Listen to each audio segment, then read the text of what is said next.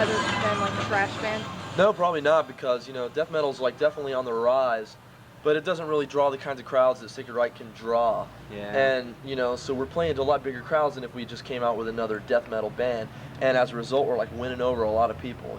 We're definitely making new fans that are, we're just, turning on new people to death metal. That's what we like doing. We've seen it happen. Like, we didn't think we could do it. We were very skeptical about this whole tour, and so were they.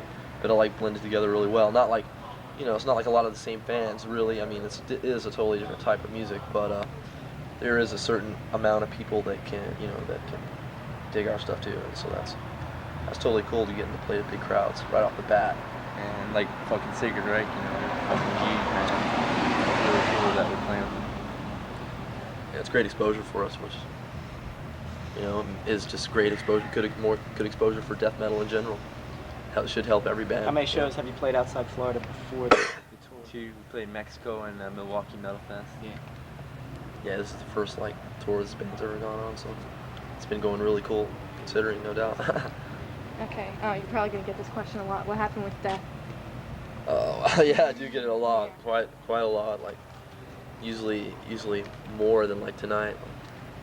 But basically, it just didn't work out for the best, so we parted ways, whatever. I'm not the least bit bitter about it. I'm happy about it. Hopefully they are too, and so no one has to be bitter about it. It's cool, I enjoy playing Obituary much more. What happened with Hellwitch, Frank? Well, I don't know. I just can't get along with Pat, really, I guess, while I was in the band, But now I get along with him now, perfect, I mean, I'm a good friend still. It's just, I don't know, we just kind of clashed, I guess, our personalities being together all the time, and there's like no way I could ever tour with that dude, so. Right. So how'd you end up in Obituary? Well, I was in Hellwitch, and I went and saw Obituary with Pat at this show at the garage. A whole bunch of bands, and Obituary played. We had this big fat dude named Moose playing, and I knew right away he wasn't, in the band or anything. So I talked to John, and one thing led to another, and I tried out, and they accepted me, so now I'm in Obituary. Do you guys get along with other local bands in your area, like Morbid Angel? And Yeah, Atheist? fuck yeah. I mean, they should say shit about us, but that's not our style. They can say what they want. I still worship Morbid Angel. They're one of my favorite bands. Yeah.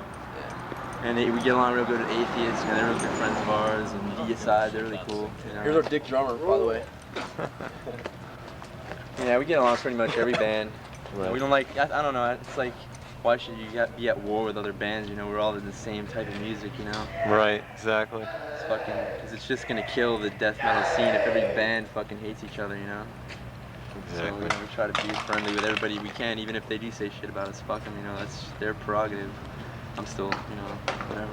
How do you guys feel about all these death bands recording at the same studio? I think it's killer, man. It's fucking giving Morrisound a lot of exposure and giving Scott Burns a lot of work, making him lots of money.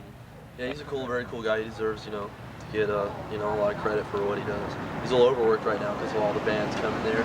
I think it is definitely like becoming a trend, but truthfully though, it truly is the only quality studio in that area that's real, that has someone who understands this type of music, that can, have a sympathetic ear towards it and help you come out with a good quality sounding tape, because, there's a couple death metal bands that haven't recorded at Morrisound, and, their tapes just, they sound like they were done by someone who's used to mixing country music, it's not, So it's really it is the smartest thing for someone to do. If they're within driving distance, or if they have the money to, to take the bus or something there to record, it's like in anywhere in Florida, it's like about the wisest thing they could do.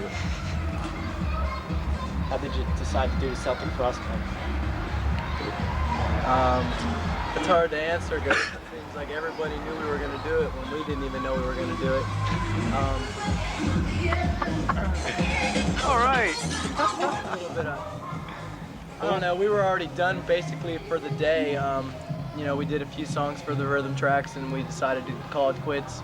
The band was just hanging out. We decided to waste a little time. We were jamming, and it's like Trevor started playing it, and I kicked in, and when we didn't know it, Scott kind of hit record and was recording us doing it. So we didn't even know until we walked into the room. So he rewinded it and played it back, and saw, heard how good it was, and so we went ahead and redid it and had John put the vocals to it, and it's like, you know, we couldn't say no. Yeah. It's fucking a Kid God song. It's like one of our main influences, you know, so why not? You chose not to put Find the Arise on the first album. Why did you put it on this one? A lot of, I guess, I don't know. He knows. You would know. Well, for the first album, the only reason it wasn't on there is because Road Racer didn't want it on there. We wanted it on there. Road Racer wanted new material.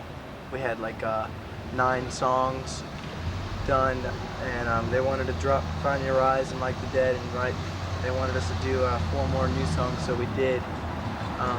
If it wasn't for Road Racer, it would have been on the first album. I don't really know the reason why we redid it, besides it being one of our favorite songs, and it never really got pressed onto vinyl besides, you know, the compilation album. Yeah, it sounds a lot heavier now too. A lot better Sure. production on it. Yeah. What wish it was.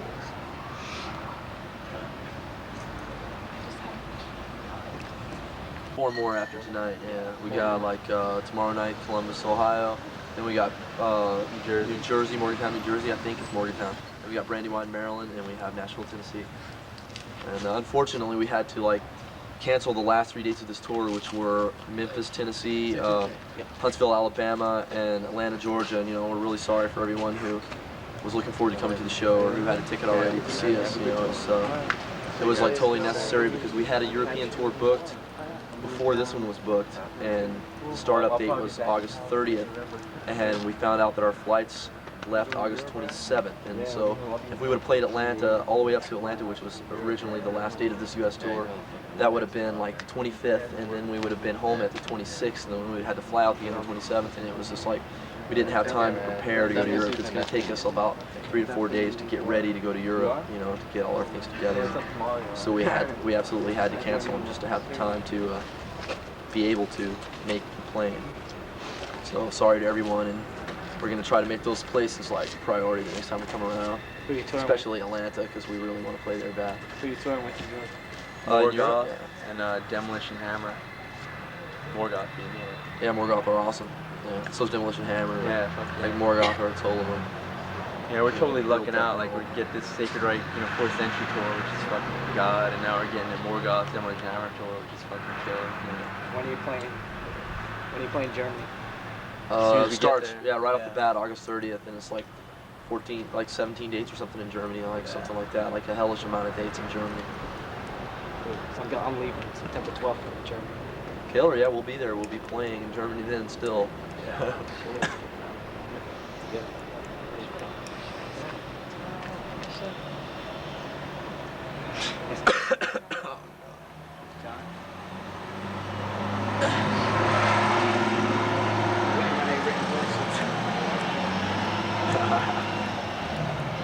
Great. So, who influences your band? Typical general question. The whole band in general, each member. In general, the whole band.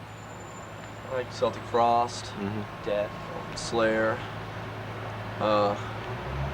Possessed, shit like that. Do you guys individually listen to anything that isn't metal?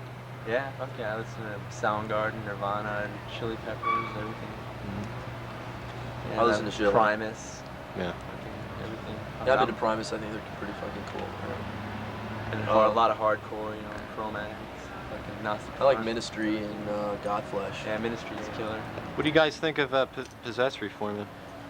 I think it's killer. Yeah. As Think it'll long as work? they retain the fucking, you know, their style.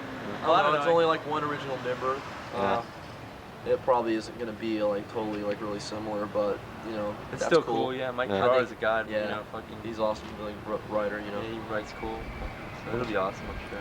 Yeah, definitely. Cool. Anything you want to say? We'll wrap it up. All right, I guess we'll wrap it up. All right, thanks for your time.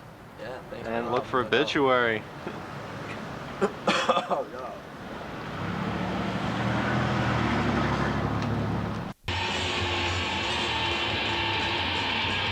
Let me film a little of this here.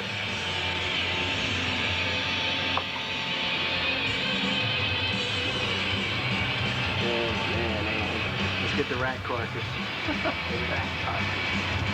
Rat carcass is sick.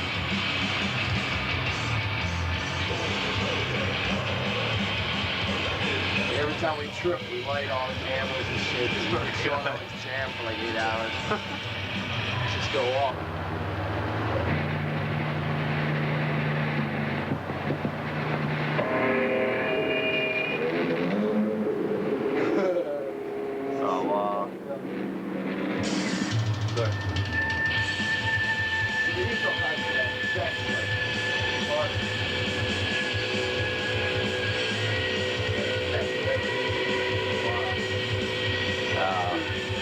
What's that about?